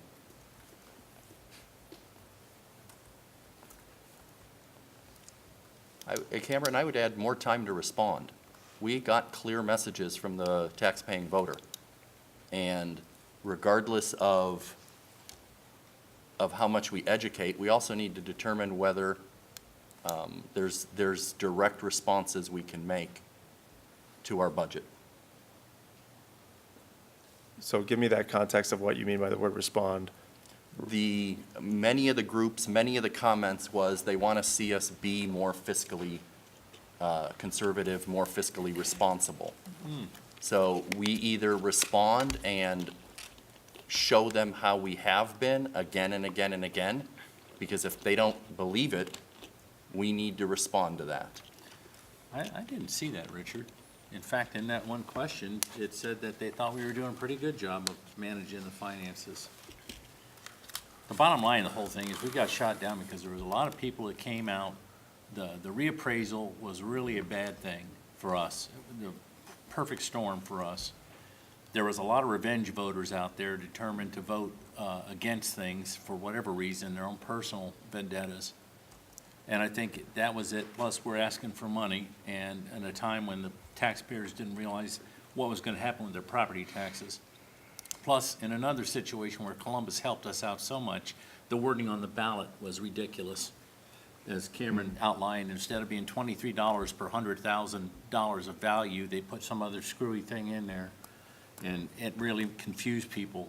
They didn't realize and know, and who could, how much their taxes were going to be based on it. With the 35% of the appraised value and this and that and the other thing, we won't even know till January when the tax bills come out what the real effect is going to be on everybody's house.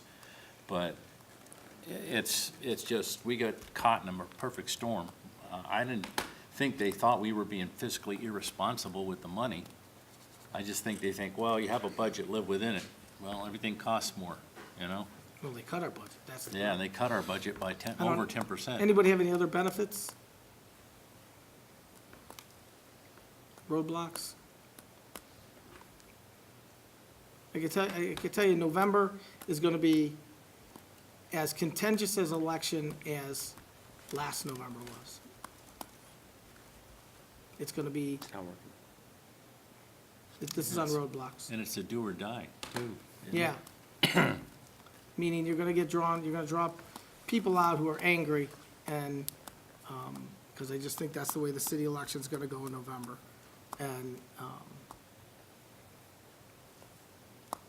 you're gonna have, contentious, angry voters coming to the polls again.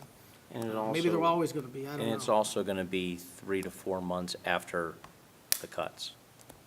And you're not going to have, I mean, I still agree with the more time to educate and communicate, but. Yeah, it's already after the cuts. I mean, it's, And- and to and Jane's people aren't- point, we're and gonna have people to aren't cut gonna be anyways, happy. right? Yeah. We're gonna have to cut anyways. But we gotta make certain cuts, but we're gonna have to make if we wait till November, we're not gonna start next school year the way we ended this school year. There's gonna be significant cuts when we start. It's not a threat. We got it balanced. There's just nothing else you can do. I mean, you can't go into it with another year of burning another $8 million or $6 million. Well, it puts us in the hole. I think. Yeah. George, that's our last year. I mean, that would be it. We would be in the state receivership by the next academic year. Is that correct, George?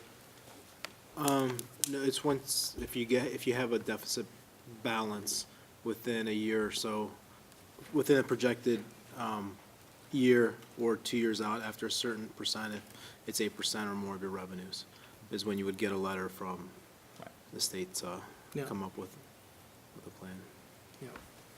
Any other roadblocks or blind spots for a possible November issue?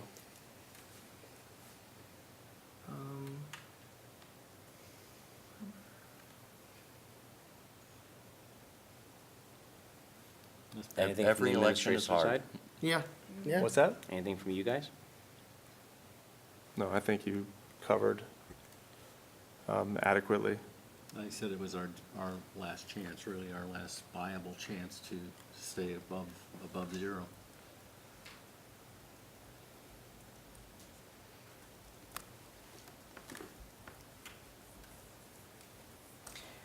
George, what happens when we demonstrate that we're going to have a negative fiscal year? So Does the state come in and take over? It- What happens? It depends on the level and the amount of the deficit. So if, just for illustration purposes, let's say if we had a negative cash balance projected for next year. So when I would submit the forecast, it goes to Ohio Department of Education and someone sees it. And then depending on that, the level of the deficit and percentage of your revenues, you would receive a letter stating you're either going into fiscal caution, fiscal watch, or fiscal emergency. So fiscal caution is, if you go into fiscal caution, you have to write a response back within 2 months on how you're going to resolve that deficit. Fiscal watch is they come out and do their own forecast. And then there's more involvement from the state auditor's office. Okay, but so in other Fiscal words, emergency. the way we fix it is even deeper cuts. Right. That's right. Even Yeah. harder and deeper cuts than what we do this summer. Right. Go to state Part minimums. of the plan, when you make those responses, is to say, we plan to go to be on the electorate. Right. And oftentimes, that's what the state wants to see is, are you going to go for another levy? Do you have a plan to address this? But to balance that budget, you're still going to have to make deeper cuts. And at any point during this process too, the longer we wait, we could fall off the guarantee. And that's another huge, if all of a sudden they come through with this funding thing and they take us off the guarantee, that's another huge funding cut that we're facing, that shoe hasn't even dropped yet. But that could very well drop. And it doesn't seem like the state, who has $5 billion in their coffers, and they have so much in their fund that they can't actually move the money out of the checking accounts anymore to put them into the fund, because there's a cap on the total amount in the rainy day fund is $5 billion, and they're there. So now, instead of investing these dollars that they're withholding from the cities and the school districts, they're just keeping it in checking accounts because they're not allowed to report it or invest it, because then they'd go over their own limit. But yet they won't release the funds and help out a school district like us. You get $5 billion and we need $8 million, and that they took from us. All we're asking for it is back, and we can't get that back. And so we have to try to convince the taxpayers that, listen, this is serious and we have to do it. And we did a terrible job last time. And we tried, we did our best, we met 100 times, we talked about it. I see some of the volunteers here who spent hours with us, hundreds of hours with us, trying to figure this thing out. And then we'll go back and we'll try to figure it out again. But I don't know what else to, it's a conundrum. Okay, what's All right. next? So with that, I think as we've, everybody feels that they've adequately shared the benefits and challenges with each decision of whether it's May or November. This is where I need direction from the board in terms of where we go from here, because as we've said, if it's May, the timeline starts next month to get things in place of what we need to do. So, Mr. Naso, I don't know if you want to go down the board and see where everybody is at with this, or how you want to go with the discussion to get consensus, or. Well, let's poll the board and see where they stand. I'll tell you right now, I'll start it.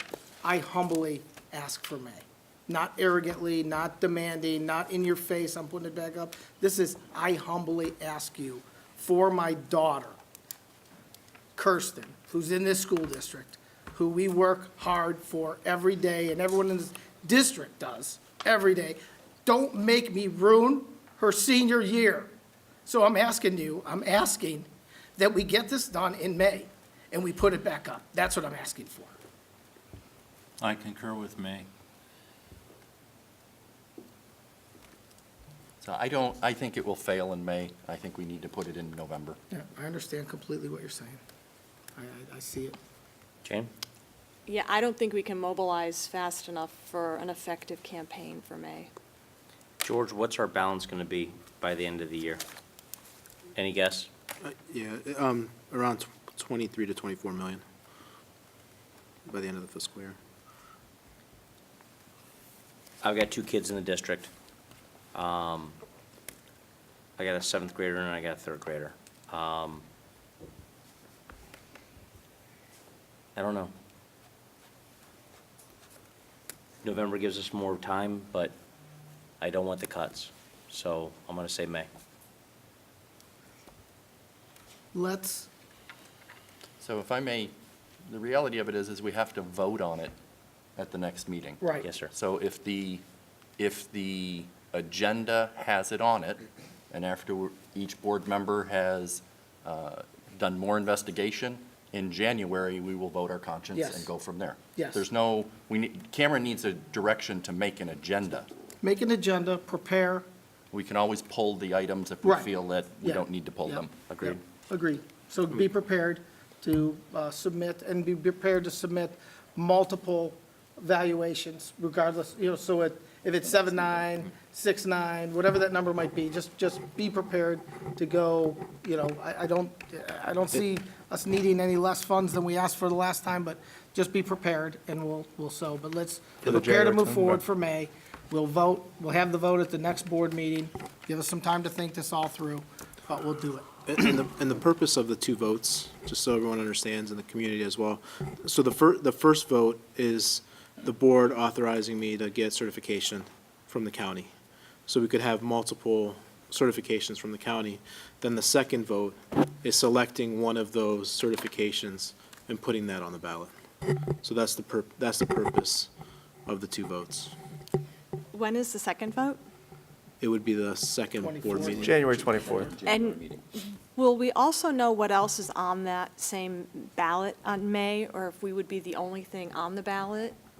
How We soon do would- we find that we would- information out? The filing deadline is Because it's a primary. either February If you need a 6th or. primary, that would be a primary ballot. That's March. Oh, is it? What's that? The primary would be in March if there needed to be a The primary? the primary is May. Yeah, the primary is in May, if there is one. Yeah, so the filing deadline is February 6th or 9th, whatever that Friday is. Okay. So that would be So we the, won't know if we theoretically could be the only thing on the ballot we in could. May.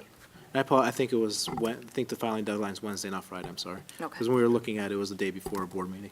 Yeah, it's Wednesday. And let me rephrase what I said, don't make us ruin 5,500 kids' year and future.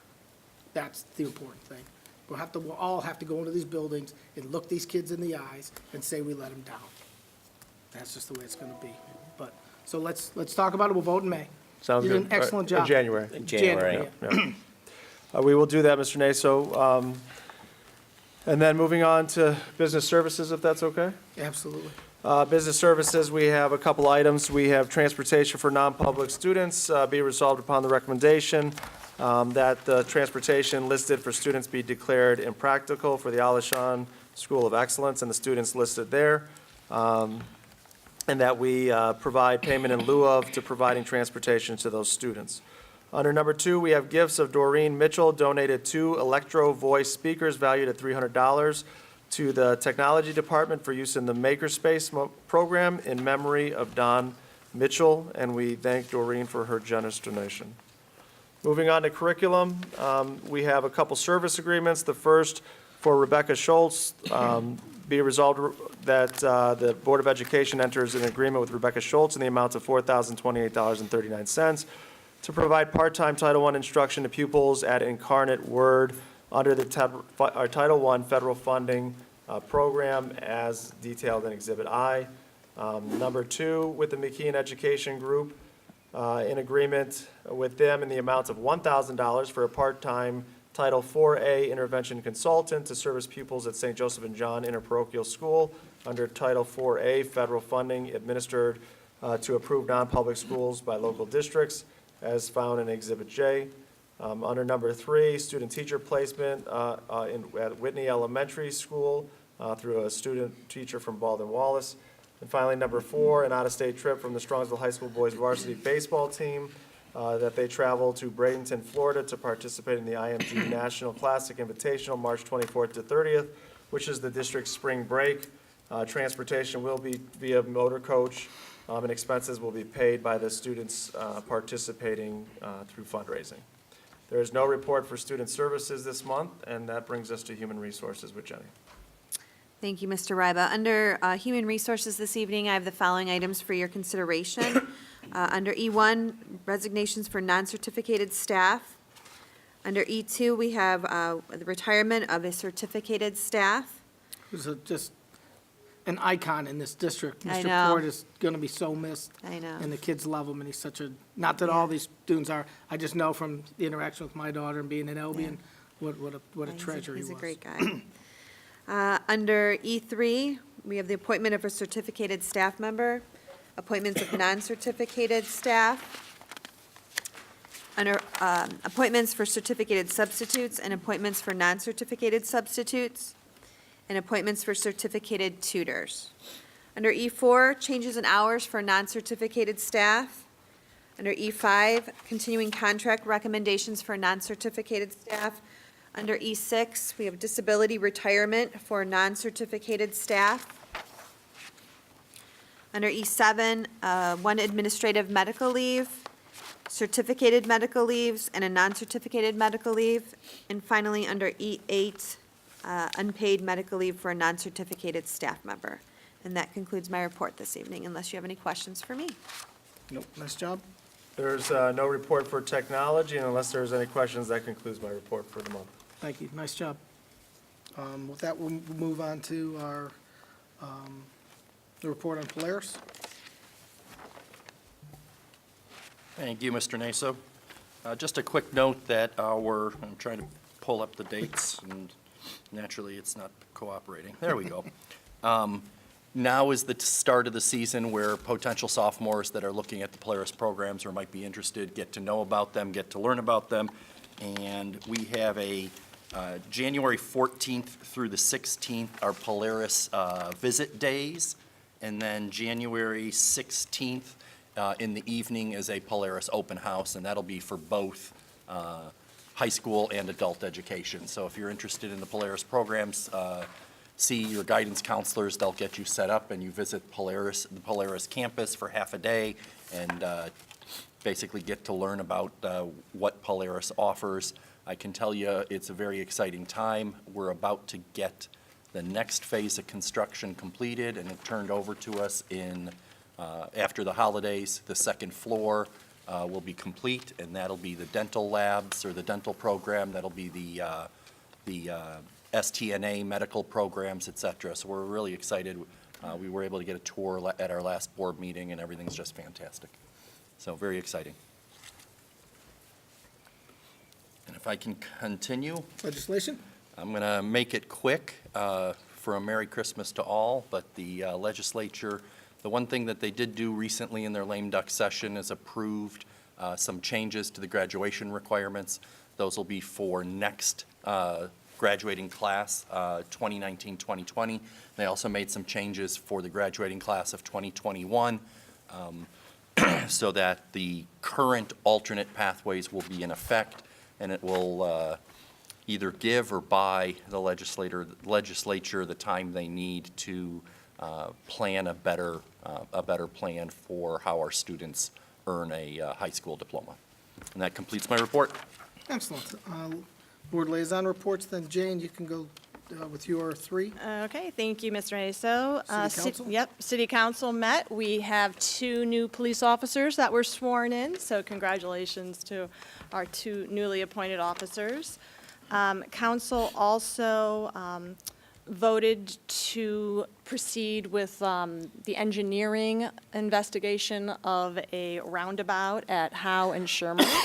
So that process is just beginning, but it's going to be very slow, and there will be lots of opportunities for community engagement, involvement, or whatever the current buzzword they're going to use for that is. And I'm sure everyone is aware of the passing of Mike Damon, an icon in our community of 27 years. A Ward 1 councilman passed away, and they just recently appointed his replacement. It is Matt Patton, and so I'm sure he will be at the next council meeting. And also, on another city note, not necessarily brought up at city council, but I wanted to make everyone aware of the passing of Walter Zaverna Sr. And if anybody has driven on the road across from the middle school by the old communications center by the Historical Society, that's Zaverna Drive. So he's a long time resident of our district and of our city, and he just passed away a few weeks ago. So I wanted to mention that. Our condolences to the whole family. I went to high school actually with one of his sons. And PTA, I did not attend the PTA luncheon. I don't know, did George have an opportunity? No, I've been just way too busy with work, Okay. so I apologize for that. So, yeah, they're just gearing up for, their holiday celebrations of, with all their students and whatnot. So PTA will get underway again in January with tomorrow night, I believe, is the 5th, 6th grade Rockin' at the Rec at the middle school. So if you have a 5th or 6th grader student, check out the Rockin' at the Rec dance. And it's at the middle school, not at the rec. So it's kind of a misnomer there this month. Do you want me to go into student? Sure, absolutely, yeah. Okay. Continue. This week, I had the opportunity to meet with Carla Ganem. She is a middle school art teacher. She teaches 6th and 8th grade art. And they were working on their year-end project, the Kaleidocycle. And it incorporates all of the elements that they learn in art throughout their semester class. And it was very engaging. They could all work independently. You could tell they were enthusiastic about it, and they were all given a motif. And so then they had to research it, whether it was Egypt or the beach, and they had to come up with different symbols or patterns to represent that theme, and then they created a kaleidocycle using all the elements of art that they learned throughout their semester-long class, and they are having an art show at the middle school next Tuesday. So if you're interested in seeing art and have time, there's going to be in conjunction with the concerts at the middle school, and it starts at 6 o'clock. So I encourage you to go to the middle school on Tuesday, December 18th, to check out all the student artwork. Excellent. Many talented kids we have. We do. And that's my reports. All right, Strongsville Education Foundation. I didn't attend the meeting, but I know the focus right now, they're working heavily on the Jockeys and Juleps, which is always the first Saturday in May. It's an excellent event to attend. If you get a chance to attend, all the money goes for scholarships, and it's just a good event. So with that, we'll move on to our committee reports. The Finance Committee, that we did not have a Finance Committee meeting.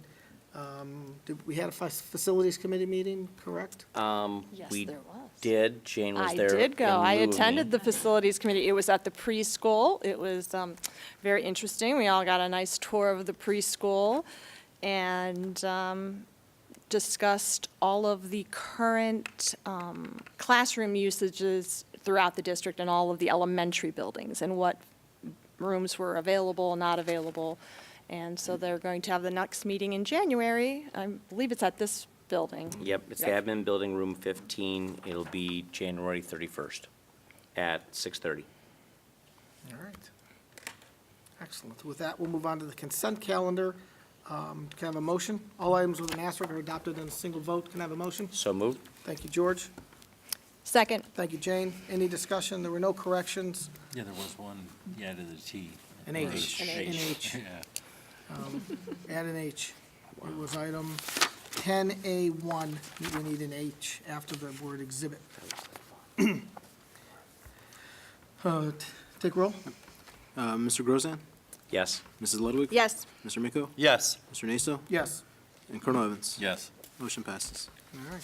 That gets us to item 16, which is the first reading of many, many policies, all Wow. pretty much standard Neola legal changes, if I remember from the last time, Richard, and we'll get a much more detailed explanation of these policies by Mr. Miko at the third reading. It's generally what we do, unless you've got some for us today. I will be hard pressed to comment on anything at the third meeting. It's the vast majority of the policies were just fixing policies so that they align with state and federal law. Okay. Excellent. That brings us to Board of Education Other. We have one discussion item, then we have a few other items to go through. The first one is in our junior, we're looking for ways, the junior ROTC program is an outstanding program. It is something that the school district is extremely proud of, and we're proud of the students that participate. We have to find a way, and Duke, you can take it from here, but we have to find a way to improve enrollment. So we're looking for opportunities to get more people engaged in that program, and One of the things that have been proposed by the professors there, of aerospace studies, aerospace science instructors, is to allow homeschool students to participate in the Air Force Junior ROTC program. And Cameron can help in here, but it's been suggested that we need a policy on that to allow that to happen. And from my understanding from legal review, it's certainly within our purview, and it's perfectly permissible to have that policy. One of the contentions, of course, is that there's other courses that may want to allow participation by homeschooled students, including band, choir, music, those kind of things, or any of the other curricular activities that we have. From a personal perspective, not that you asked, but I'll tell you anyway, I don't see any problem with that. Number one, if we get more kids in the school system, that's okay. Those are Strongsville taxpayers. It's not like we're asking kids from outside the city to participate. And if our enrollment would go up from that, that's, if that counts, I don't know, George would be more expert on that, but I think it that does, would but be we're on the fine. guarantee it wouldn't actually bring in more funds, but it would. But they are taxpayer students, and if they want to be engaged in Yeah, different activities, it's so- something we have like you said, it's under, we're permitted to do that, we just have to formulate a policy around it. Yeah, and it's just one of the things that they're suggesting that we do. I know there's pros and cons. The superintendent has some ideas on it, and, I'm for it, but that depends, yet to be seen. There's 4 other votes here, so. Yeah, So just to reiterate, currently, the policy committee talked about this and felt it would be best to have a discussion with the whole board. Currently, we allow students by state law that are homeschooled or attend parochial schools to participate in our extracurricular activities. And we do have some that do participate. All other things, like even band, is considered a curricular activity because you attend a class, you get a grade. So it's just the athletics and even maybe some clubs after schools that we have some parochial or homeschool students that attend. So as we took a look at, that's the only policy we have. We have no other policy that addresses attendance during the regular school day. And so looking at this, we've reviewed a few sample policies.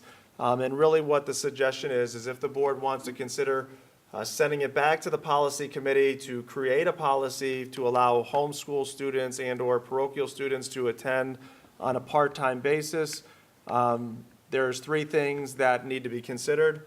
First would be what's a maximum number of classes that those students can attend on a part-time basis. There's been no legal opinion or policy that specifically names courses. The examples given stated the child can attend a maximum of 2 courses for a homeschooled student. The second thing is to define in the policy what types of courses would be permitted to take, or that they'd be eligible to take. And the third would be just a restriction that their participation in those selected classes would be subject to building capacity or class capacity. Meaning, if we have students that would cause us to have to offer an additional section, which would cause additional cost, we would have the right to restrict that and say, no, we offer 5 sections of Class A, and we're not going to add a 6th one, and we'd be able to restrict it that way. So that really is the direction that the policy committee needs from the board, of do we want to create a policy?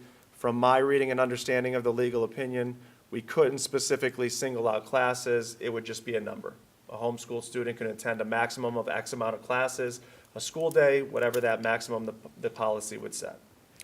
Is that limited to just the high school, or would we open it up to all the grade levels? Are we able to?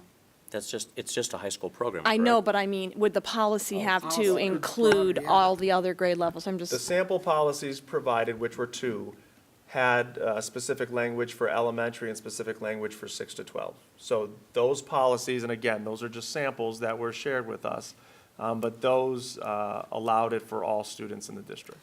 Didn't the legal opinion say we did have the authority to restrict it to say just the high school? I'd have to, the legal opinion said, you could type, the types of restrictions can relate to the maximum number of courses a part-time student can take. Yeah, I would assume, although it didn't specifically ask, could we do 612 versus K5? I don't have an answer to that. That wasn't addressed. All I can say is in the current policies that were shared as examples, this one is they set a maximum for K to 4, and then a maximum for 5 to 12. And then going down to the next one, there was a K to 6 maximum and a 7 to 12 maximum. Yeah, but besides those sample policies, what did Pebble say? I didn't ask that specific question. I asked the question, is it permissible to restrict certain aspects of homeschool students apply or attending our district? The answer was what I shared.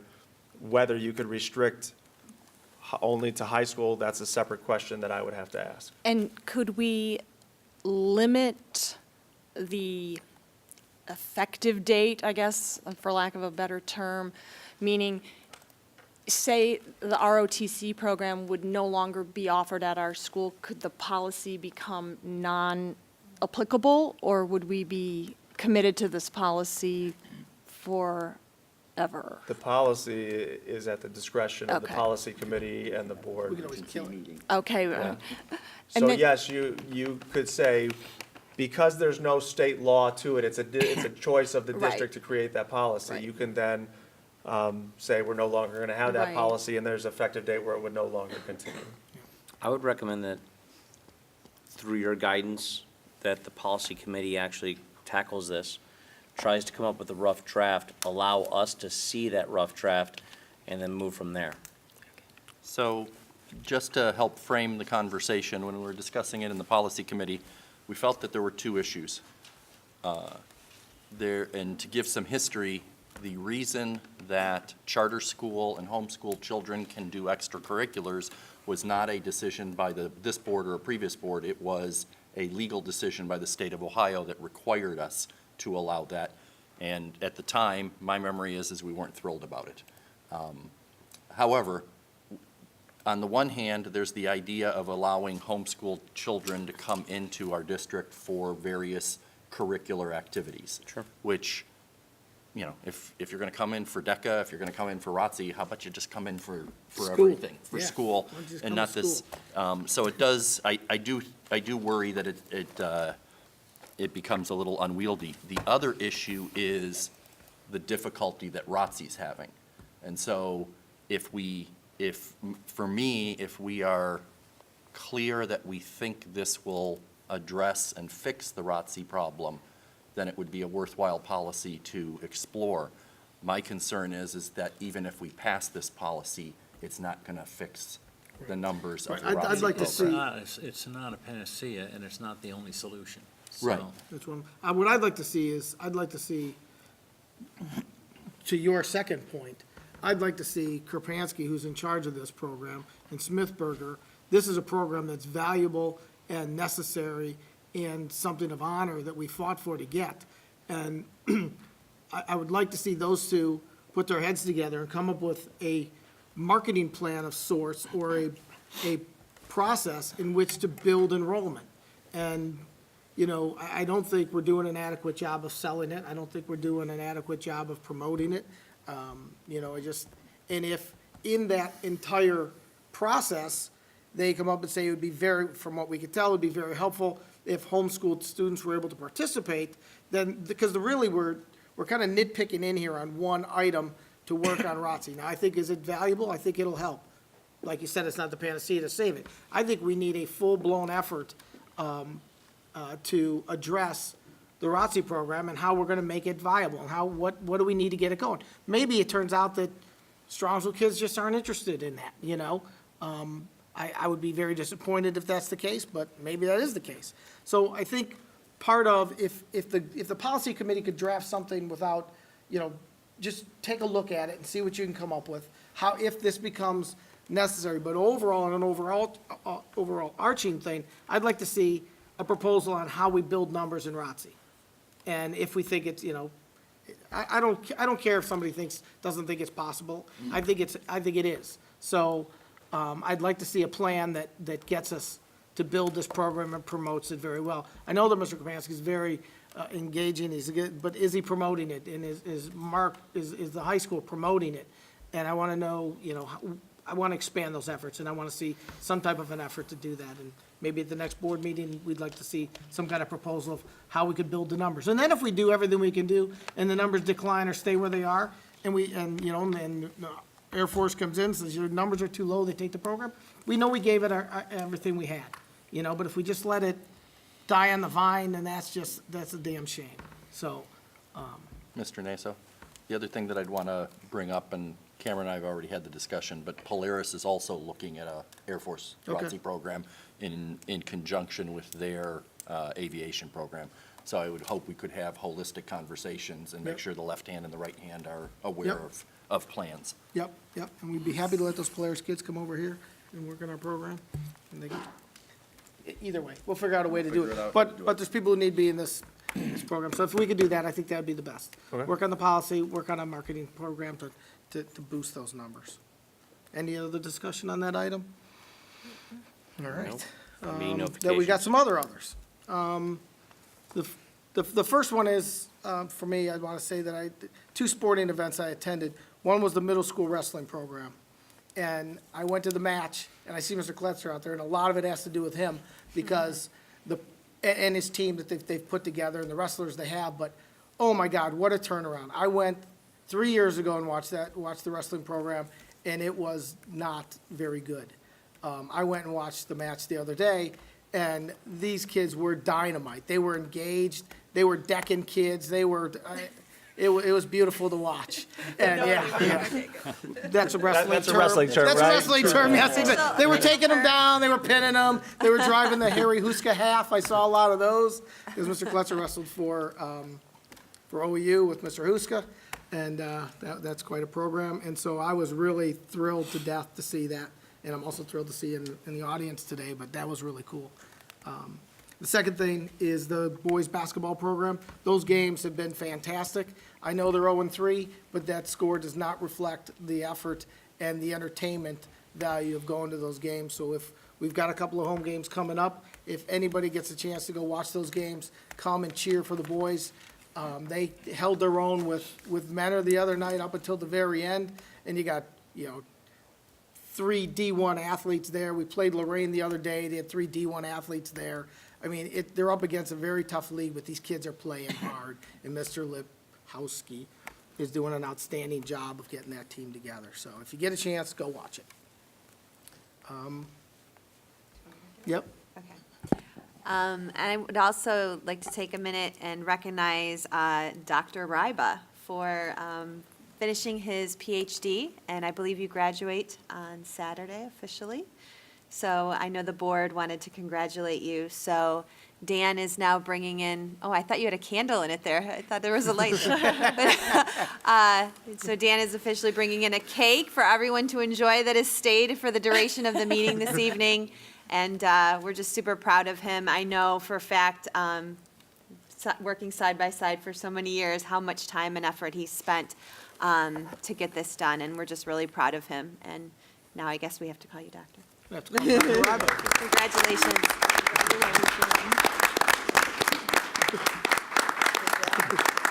I'm not staying there. Give me that, We heard enough from you tonight. Yeah. That's right. Thank you very much. That's very nice. I appreciate it. I appreciate the support of the board and my colleagues and the district. I actually completed my dissertation in a study actually in our district.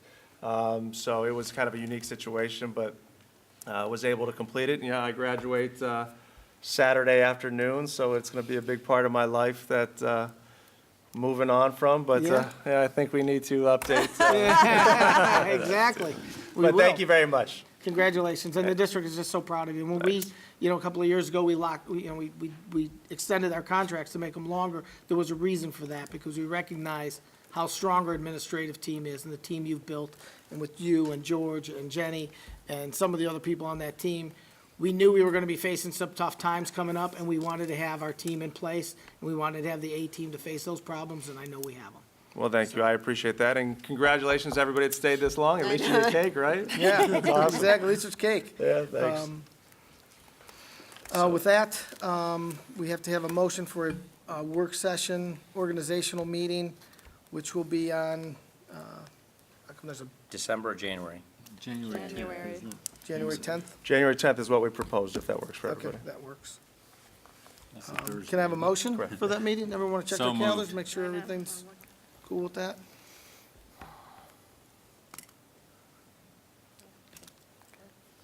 So moved. All right. She's Second? All right, can we have a vote on the 10th? I already moved it, she seconded Oh, you already, I didn't hear it. you. Yeah, I did. You're too speedy. Colonel Evans? Yes. Mrs. Ludwig? Yes. Mr. Miko? Yes. Mr. Naso? Yes. Mr. Grozan? Yes. Motion passes. The next item that we have to vote on is appointment of a president pro temp for that meeting. I'd like to appoint Duke Evans, Colonel Duke Evans, to be that. If anybody is interested in that, I could use a second. I'll second it.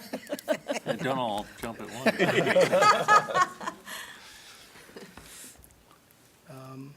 Any second nominations?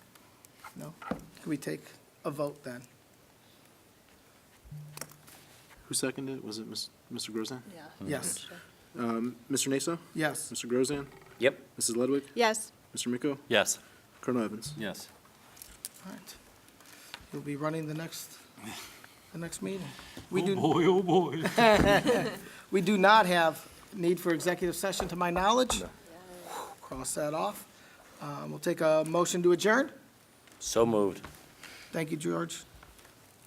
Second. Thanks, Jane. Yes. Come on, you guys. We both looked down at you, Jane. Mr. I'm Grozan? busy playing on my phone. Yes. Mrs. Ludwig? Yes. Mr. Miko? Yes. Mr. Naso? Yes. Colonel Evans? Yes. Meeting adjourned at 8:54. Cake time. It's too late.